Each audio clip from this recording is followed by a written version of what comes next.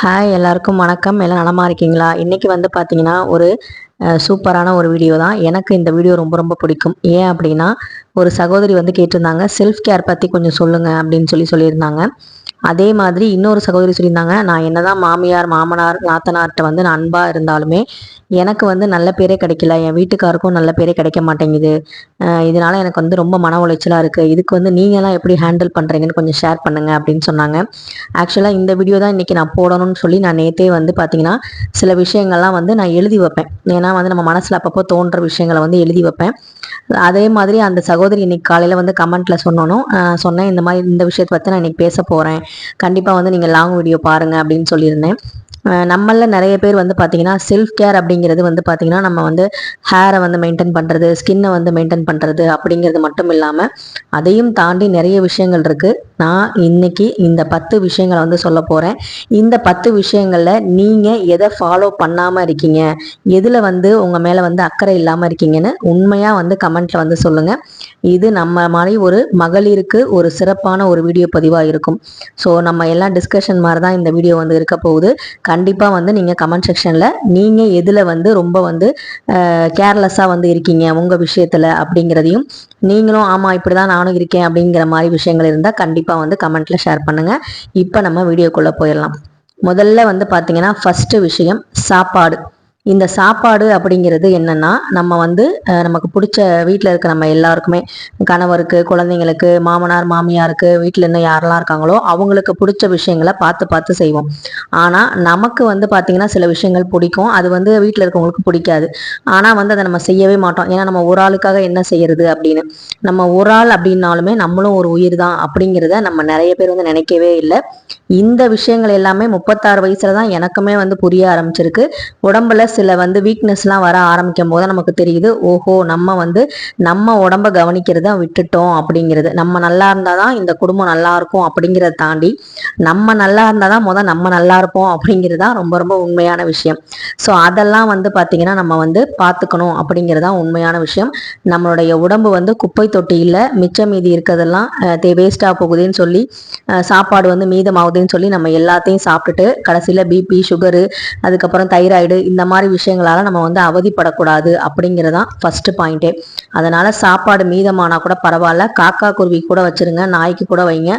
அதெல்லாம் வைக்காம நம்ம வந்து சாப்பிடலாம், காசு வந்து வேஸ்டா போகுதே, நம்ம கஷ்டப்பட்டு சம்பாதிக்கிற நம்ம வீட்டுக்காரோட பணம் வந்து வேஸ்டா போகுதேன்னு சொல்லி நம்ம வந்து குப்பை தொட்டி மாதிரி நம்ம உடம்ப வச்சு தேவையில்லாதெல்லாம் மிச்சம் மீதியெல்லாம் சாப்பிட்டுட்டு கடைசியில வந்து அவதிப்பட வேண்டாம் அப்படிங்கிறதான் முதல் செல்ஃப் கேர். ரெண்டாவது வந்து பார்த்தீங்கன்னா ஆரோக்கியம். பாத்ரூம்ல நம்ம வந்து குளிக்கும் போது நிறைய வந்து முடி உதிரும் போது தான் நமக்கு தெரியும் நம்மளுடைய ஹீமோகுளோபின் அளவு எந்த அளவுக்கு வந்து மோசமா இருக்கு அப்படின்னு.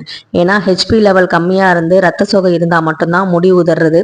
அதே மாதிரி மாடி படிக்கட்டுல ஏறி நம்ம வந்து வீடு கூட்டும் போதோ இல்லை வந்து துணிமணி காயப்படும் போதோ நம்மளையே அறியாம மூச்சு வாங்குறது, மயக்கம் வரும்போது தான் தெரியும் நம்ம உடம்பு வீக் ஆயிட்டே இருக்குன்னு. அது வரைக்கும் நமக்கு தெரியவே தெரியாது. அது வந்து ஒரு ஆரோக்கியமான ஒரு சிம்டம்ஸ். அது சொல்லும் போதே நம்ம வந்து கேர் பண்ணிக்கணும். அப்புறம் வந்து ஹேரில் வந்து நம்ம வந்து நிறைய விஷயங்கள் வந்து ப்ரொமோஷன் வீடியோலாம் பார்த்து நம்ம அதெல்லாம் வந்து போடுவோம், நிறைய ஷாம்பு மாற்றுவோம், நிறைய வந்து ஸ்கின் கேர் பண்ணலாம்னு நினைப்போம். அதுக்கு முக்கியமான காரணம் உடல்ல உள்ள சத்துக்கள் இருந்தால் மட்டும்தான் நீங்கள் எந்த ஷாம்பு போட்டாலும் சரி, எந்த ஒரு அழகு சாதன பொருட்கள் எதுவாக இருந்தாலுமே அது வந்து நல்லா வந்து க்ளோ ஆகணும், நம்ம வந்து ஸ்கின் வந்து நல்லா இருக்கணும் அப்படின்னா நல்லா ஃபஸ்ட்டு தண்ணி குடிக்கணும், உள்ளே இருக்கிற பார்ட்ஸ் எல்லாம் நல்லா வந்து இயங்கணும். அதே மாதிரி நம்மளுடைய ஹீமோகுளோபின் அளவு 12 வந்து இருக்கா அப்படிங்கிறத 2 மாதத்துக்கு ஒரு தடவை செக் பண்ணிக்கோங்க. ரத்த வெள்ளையணுக்களுடைய உற்பத்தி எப்படி இருக்குன்னு கண்டுபிடிச்சிக்கோங்க. அதெல்லாம் தெரிஞ்சு வச்சுக்கிட்டீங்க அப்படின்னா மட்டும்தான் அதுதான் உண்மையான செல்ஃப் கேர். வெள்ளையணுக்கள் எண்ணிக்கை வந்து அதிகமாக இருந்தால் தான், ஒயிட் பிளட் செல்னு சொல்லுவோம் இல்லையா, அது அதிகமாக இருந்து கரெக்டாக இருந்தால் மட்டும்தான் நம்மளுடைய உடல் வந்து எதிர்ப்பு சக்தி வந்து இருக்குன்னு அர்த்தம். நோய் எதிர்ப்பு சக்தி அதிகமா இருக்கும். அதே மாதிரி ஹீமோகுளோபின் கம்மியா இல்லாம நார்மலா இருக்கு அப்படின்னா நமக்கு இந்த மூச்சு வாங்குறது, முடி உதிர்றது இந்த மாதிரி விஷயங்கள்லாம் இருக்காது. அதே மாதிரி 3வது பாயிண்ட், இது எல்லாத்தையுமே இருக்கும், கர்வம். இந்த கர்வம் வந்து எப்படி வரும்னா நம்ம இல்லைன்னா அந்த வீடு வீடாவே இருக்காது அப்படின்னு சொல்லிட்டு எல்லா வேலையும் இழுத்து போட்டு செய்வோம் மாங்குன்னு. இந்த மாதிரி ஒரு எண்ணம் இருக்கிற வரைக்கும் நம்ம வந்து நம்மளை வந்து கேர் பண்ணிக்கவே மாட்டோம். இது எத்தனை பேர்ட்ட இருக்குன்னு சொல்லுங்க. நம்ம இல்லாட்டியும் இன்னும் 30 வருஷம் கழிச்சு நான் இந்த வீட்டில் வந்து ஒரு போட்டோவா இருந்தா கூட இந்த வீடு இப்போ எப்படி இருக்கோ அதை விட சூப்பராக கூட இருக்கலாம். இதுல இருக்கவங்க இன்னும் இந்த வீட்டை இன்னும் நல்லா என்னை விட நல்லாவே மெயின்டைன் பண்ணலாம். ஸோ அதனால வந்து யாரும் வந்து கவலைப்பட தேவையில்லை. நம்மளுடைய ஆயுட்காலம் எது வரைக்கும் இருக்கோ அது வரைக்கும் நம்ம இருக்க போறோம். நம்மளுடைய ஆயுட்காலம் முடிஞ்சதுக்கு அப்புறம் யாரெல்லாம் இந்த வீட்டில் இருக்க போறாங்களோ அவங்களும் இந்த வீட்டை இப்படிதான் பார்த்துக்க போறாங்க. இல்லை இதை விட சூப்பரா பார்த்துக்க போறாங்க. இதை விட மோசமா பார்த்துக்கிட்டாலும் யாரும் வந்து கவலைப்பட போறது இல்லை. அதனால இந்த கர்வத்தை விட்டுருங்க. நான் இல்லைன்னா இந்த வீடு வீடா இருக்காது அப்படிங்கிற அந்த விஷயத்த நீங்க உடைச்சிங்கனாலே உங்களை நீங்க நல்லபடியா பார்த்துக்குவீங்க. அடுத்தது சந்தோஷம். பிடிச்சதை செய்யறதுல வந்து ஒரு சந்தோஷம் இருக்கு அப்படின்னு நம்ம சொல்லுவோம். ஆனா யாருக்கு பிடிச்சதை செய்யறோம் அப்படிங்கிறதா ரொம்ப ரொம்ப முக்கியம். அதுல ஒண்ணு மற்றவங்களுக்கு, அதாவது நம்ம வீட்டுல இருக்கவங்களுக்கு பார்த்து பார்த்து பிடிச்ச விஷயங்களை செய்வோம். நமக்கு என்ன பிடிக்குங்கிறத கடைசி வரைக்கும் நம்ம தெரிஞ்சுக்கவே மாட்டோம். அது வந்து பாத்தீங்கன்னா எனக்கு வந்து நான் கண்டுபிடிச்சு வச்சது, எனக்கு பூஜை பண்றது ரொம்ப பிடிக்கும். அதே மாதிரி எனக்கு நான்வெஜ் செய்யறது ரொம்ப பிடிக்கும். வெளியில வந்து போற அப்படின்னா கோயிலுக்கு போறது அப்படிங்கிறது ரொம்ப பிடிக்கும். இந்த விஷயங்களை நான் ரொம்ப சந்தோஷமா வந்து என்ஜாய் பண்ணி செய்வேன். அதனாலதான் பூஜைகள் வந்து நான் நிறைய செய்யறேன். எனக்கு அது ரொம்ப ரொம்ப பிடிக்கும். இதை பத்தி யார் என்ன சொன்னாலும் நான் கவலைப்பட போறதில்ல. என்னுடைய சந்தோஷம் பூஜை செய்யறது, என் வீட்டுல வந்து நான் சந்தோஷமா ஹாப்பியா இருக்கிறது தான் எனக்கு ரொம்ப பிடிச்ச விஷயம். அதுக்கப்புறம் யூடியூப்ல வந்து நான் செய்யற விஷயங்கள் எல்லாமே காட்டுறது, என்னுடைய கருத்துக்களை வந்து யாருமே கேட்காட்டியுமே நம்மளுடைய சப்ஸ்கிரைபர் கேட்பாங்க அப்படிங்கிற நம்பிக்கையில அவங்களும் என்னை வந்து அவங்களுடைய பிரதிநிதியா பாக்குறதுனாலதான் நீங்க வந்து சப்ஸ்கிரைபே பண்ணிருக்கீங்க. நான் என்கிட்ட இருக்கிற ஒரு கேரக்டர் கண்டிப்பா உங்ககிட்டயும் இருந்திருக்கும். அதனாலதான் உங்களால சப்ஸ்கிரைபே பண்ண முடியுது. அதனாலதான் இந்த சேனலை நீங்க பாக்குறீங்க. இல்லைன்னா வந்து நீங்களும் நானும் கனெக்ட் ஆகல அப்படின்னா கண்டிப்பா நீங்க சப்ஸ்கிரைப் பண்ணிருக்க மாட்டீங்க. ஸோ அதனால சந்தோஷம் அப்படிங்கிறதான் 4வது பாயிண்ட். யாருடைய சந்தோஷம் அப்படிங்கன்னா முதல்ல உங்க மனசு சந்தோஷமா இருக்கா அப்படிங்கிறத பாருங்க. அடுத்தது உறவு. எந்த உறவும் வந்து நிலையானது இல்லை. இப்ப நம்மளையே தாங்குன்னு தாங்குற உறவு கூட இன்னும் கொஞ்ச நாள் போனா சலிப்பு கூட வரலாம். அதே மாதிரி நம்ம வந்து உடம்பு நல்லா இருக்க வரைக்கும் எல்லாரும் நம்மளை தூக்கி தாங்கலாம். உடம்பு வந்து நம்ம வந்து முடியாதப்ப நம்மளை யார் வந்து அக்கறையா பாத்துக்கிறாங்களோ அதுதான் வந்து உண்மையான உறவு. அந்த மாதிரி உறவு கூட சில நேரங்கள்ல மாறி போகலாம். அதனால வந்து மாமியார், மாமனார், நாத்தனார், அண்ணன், தம்பி, அக்கா, தங்கச்சி, கணவர், பிள்ளைங்க இவங்க எல்லாமே வந்து நம்மளை கடைசி வரைக்கும் வந்து தாங்கிக்கிட்டே இருப்பாங்கன்னு நினைக்காம, எதுவும் நிலையானதில்லை, இதுவும் கடந்து போகும் அப்படிங்கிறது வருத்தத்துல மட்டும் இல்லைங்க, சந்தோஷமா இருக்கும் போது நினைங்க. அதுதான் வந்து நமக்கு பேலன்ஸ்டான ஒரு மைண்ட் செட்டா நமக்கு இருக்கும். அதனால சந்தோஷம் வந்தாலும் நம்ம ரொம்ப எக்ஸைட் ஆகாம, சோகம் வந்தாலும் ரொம்ப துவண்டு போகாம, இது நம்ம எதிர்பார்த்ததுதான். மனுஷங்க எப்பவுமே மாறிக்கிட்டே தான் இருப்பாங்க. அதனால நம்ம ஒன்றும் கவலைப்பட தேவையில்லைங்கிற ஒரு ஸ்டேபிளான மைண்ட் செட்ல இருக்கணும். அது உறவுகள்ல ரொம்ப ரொம்ப முக்கியம். நீங்க வந்து அது எப்ப கடைபிடிக்கிறீங்களோ அப்பதான் நீங்க நிம்மதியாவே இருக்க முடியும். அதே மாதிரி 6வது தியாகி பட்டம். இந்த ஹோம் மேக்கரா இருக்கிறவங்க, அதே மாதிரி பெண்கள் பொதுவாக வந்து பாத்தீங்கன்னா இந்த தியாகி பட்டத்தை ரொம்ப நேசிக்கிறோம். அதனாலதான் வந்து பாத்தீங்கன்னா நிறைய வந்து கஷ்டப்படுறோம், நிம்மதி இல்லாம இருக்கும். மற்றவங்கள்ட்ட எப்ப நம்ம நல்ல பேர் வாங்கணும்னு நினைச்சு மாங்குன்னு எல்லா வேலையும் செய்யறோமோ அதை விட பெரிய முட்டாள்தனம் வேற எதுவுமே இல்லை. ஏன்னா நீங்க என்ன செஞ்சாலும் உங்களுக்கு நல்ல பேர் கிடைக்காதுங்கிறது உங்களுக்கு இத்தனை வருஷத்துல நீங்க குடும்ப வாழ்க்கையில இருக்கும்போது தெரிஞ்சிருக்கும்.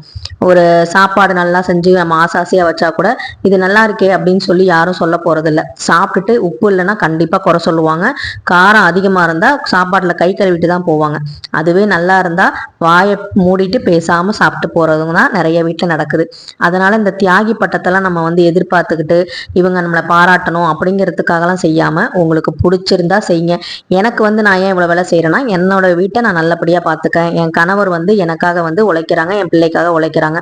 அப்ப வீட்டை வந்து நான் சுத்தபத்தமா வச்சுக்கிட்டு அவங்களுக்கு பிடிச்சதை செஞ்சு கொடுத்துட்டு எனக்கு பிடிச்சதை நான் செய்யணும் அப்படிங்கிறதா இந்த ஒரு பார்ட்னர்ஷிப் அப்படிங்கிறது. நீங்க வந்து ஒரு வேலை செய்றீங்க, நான் ஒரு வேலை செய்றேன் அப்படிங்கிறதா லைஃப் பார்ட்னருக்கு அந்த குடும்ப வாழ்க்கைக்கு நமக்கு வந்து பாத்தீங்கன்னா பேலன்ஸ்டா இருக்க முடியும். அதை விட்டுட்டு நம்ம இல்லைன்னா இந்த வீடு இல்லை, நம்மளாலதான் இந்த வீடு இயங்குது அப்படின்னு சொல்லிட்டு தியாகி பட்டம் வாங்கணும்னு சொல்லி எந்த உறவுகிட்டையுமே எதிர்பார்க்காதீங்க. அந்த உறவுகள் கடைசியில நமக்கு ஏமாற்றத்தை மட்டும்தான் தரும் அப்படிங்கிறதா நிதர்சனமான உண்மை. அடுத்தது 7வது பாயிண்ட். நோ மீன்ஸ் நோ அப்படிங்கிற விஷயத்த எல்லா விஷயத்திலையும் பண்ணுங்க. உங்களுக்கு வந்து ஒரு சாரி கட்ட பிடிக்கல, சுடிதார் தான் பிடிக்குது அப்படின்னா எனக்கு சுடிதார் தான் பிடிக்குது, இது வேண்டானா வேண்டாம் அப்படின்னு சொல்லி முகத்துக்கு நேராகவே சொல்லுங்க. அவங்க பிடிக்காம கட்டிட்டு போய் இவங்களுக்காக நான் கட்டிட்டு வந்தேன், எனக்கு இது பிடிக்கவே பிடிக்காது, என்ன பண்றது, இவங்க ஏதாவது நினைச்சுக்குவாங்களோ அப்படிங்கிற மாதிரி இந்த தியாகி பட்டத்துக்காக நான் சொன்ன மாதிரி 6வது பாயிண்ட் கொஞ்சம் தியாகி பட்டம் அதுக்காக வந்து ஏங்கிக்கிட்டு உங்களுடைய சந்தோஷத்தை வந்து கெடுத்துக்காதீங்க, உங்க நிம்மதியை வந்து குலைக்காதீங்க. எனக்கு இந்த சாப்பாடு பிடிக்கலங்க, நான் இன்னைக்கு வந்து வேலை செய்ய முடியல, எனக்கு ரொம்ப டயர்டா இருக்கு, இன்னைக்கு ஒரு நாள் ஹோட்டல்ல சாப்பிடலாம், இது எல்லாமே நீங்க வந்து ஓப்பனா சொல்லலாம். அதுக்கு தான் நமக்கு வந்து பாத்தீங்கன்னா கடவுள் வந்து குடும்ப வாழ்க்கைன்னு ஒண்ணு கொடுத்துருக்காரு. ஒருத்தரால ஒருத்தருக்கு உதவியும் ஒருத்தரால ஒருத்தருக்கு வந்து முடியாத போது நம்ம வந்து அவங்களுக்கு ஹெல்ப் பண்ணணும் அப்படிங்கிறதும், முடிகிற போது அவங்களுக்கு நல்ல நல்ல விஷயங்கள் செஞ்சு கொடுக்கணும் அப்படிங்கிறதான் கணவன் மனைவியோட ஒரு அற்புதமான பாண்டிங். இதை வந்து நம்ம வந்து மற்றவங்கள்ட்ட சொல்றோமோ இல்லையோ கணவர்கிட்ட கண்டிப்பா நம்ம சொல்லுவோம். அதே மாதிரி பிள்ளைகள்ட்டையும் வந்து பாத்தீங்கன்னா எனக்கு இதெல்லாம் பிடிக்கல, இது மாதிரி நீ செய்யாத, எனக்கு வந்து டென்ஷன் ஆகுது, எனக்கு பிபி ரைஸ் ஆகுதுங்கிற சொல்றதுல ஒண்ணுமே வந்து தவறு கிடையாது. நோ மீன்ஸ் நோ அப்படிங்கிறது, அதை வந்து அந்த வார்த்தையை சொல்லி பழகுங்க. எனக்கு பிடிக்கல, எனக்கு இது வேண்டாம் அப்படின்னு சொல்றது திமிரு கிடையாது, அது வந்து நம்முடைய கருத்துக்களை சொல்றது, நம்மளுடைய நிம்மதிக்காக சொல்ற ஒரு வார்த்தை. 8வது பாயிண்ட் பொருளாதார சுதந்திரம். நம்மளால வந்து வேலைக்கு போக முடியல, நான் எப்படி பொருளாதாரத்துல சுதந்திரமா இருக்கிறது அப்படின்னா, நம்ம கிட்ட கொடுக்குற காசை, மளிகை சாமான் வாங்குற காசை மிச்சம் பண்ணி நமக்குன்னு ஒரு அக்கௌண்ட் ஓப்பன் பண்ணி அதுல வந்து நம்ம சேமிக்கிறத பத்தி நான் நிறைய விஷயங்கள் ஷேர் பண்ணியிருக்கேன், சேமிப்புங்கிற பிளேலிஸ்ட்ல இருக்கும். அந்த மாதிரி வந்து உங்களுடைய பேர்ல உங்களுடைய அக்கௌண்ட்ல உங்களுக்கு வந்து பணம் வந்து மாசம் மாசம் ஒரு 1000 ரூபாய் 2000 ரூபாய் வந்து கவர்மெண்ட் கொடுக்கறத நான் சொல்லலை, நீங்களா சேர்த்து வைக்கிறத நான் சொல்றேன்.